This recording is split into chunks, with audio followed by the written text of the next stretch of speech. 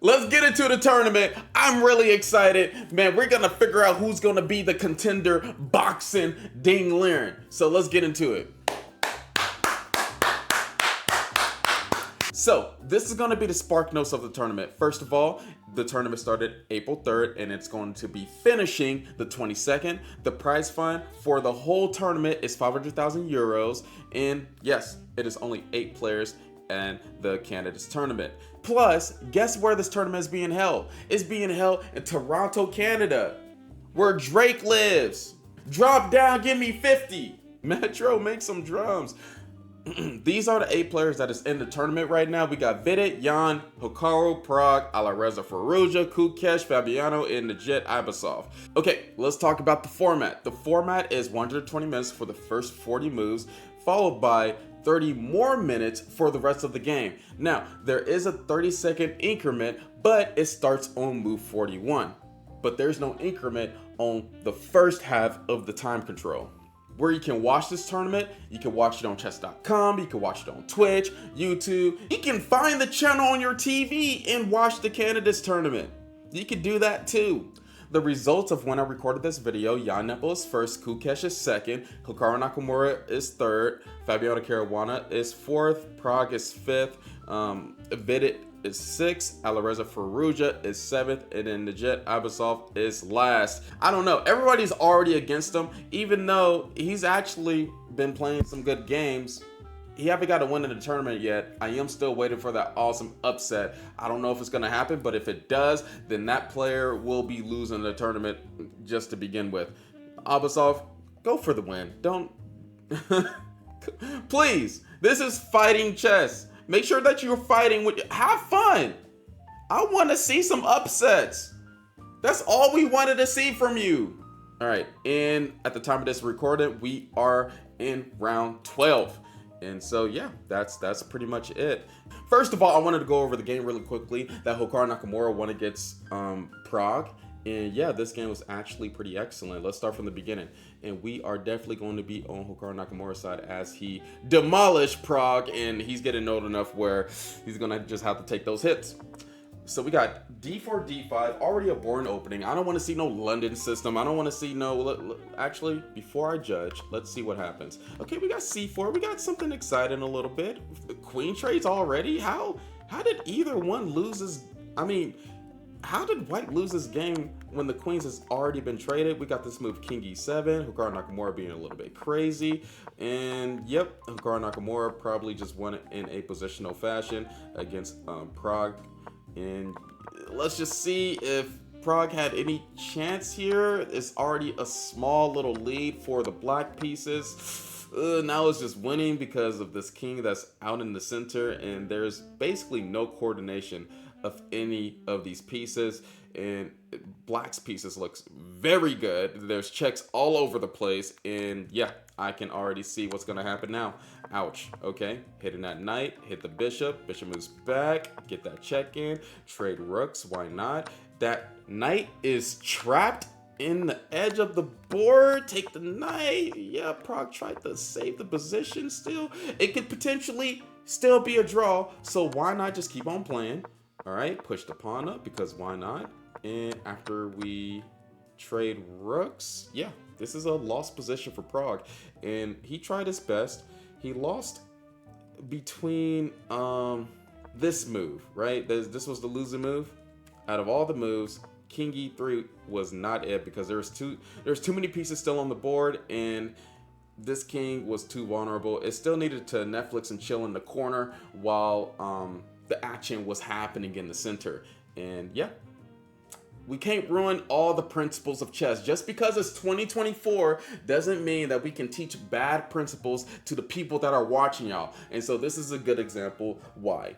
This is the 10th round. I want to go into a game that Fabiano Caruana won against his opponent Alireza Firouzja, which Alireza Firouzja has actually been having a bad tournament. I don't know why he is not performing. That is not my business, but that is his. But we are going to be commentating on exactly what he could have did better. Of course, he could adopt me any day of the week, but it doesn't matter because I got kids and a wife, and he's trying to be the best. I'm not. let's enjoy this. And I'm trying to teach too. It's going to be very instructional because I'm already on Fabiano Caruana's side. I'm liking that he played some aggressive positions. These aggressive openings are really good.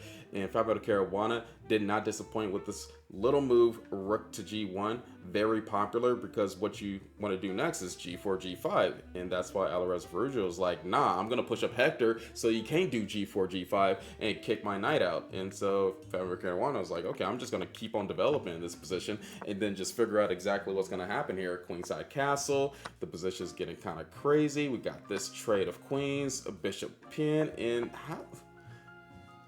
Okay, bishop e6 was a little bit questionable because they just want to, what are they saying to do? They want black to do this move b5 in this position, which is still a little bit crazy. I think b5 is actually more crazy than bishop e6, but I am not a computer. I am not Stockfish.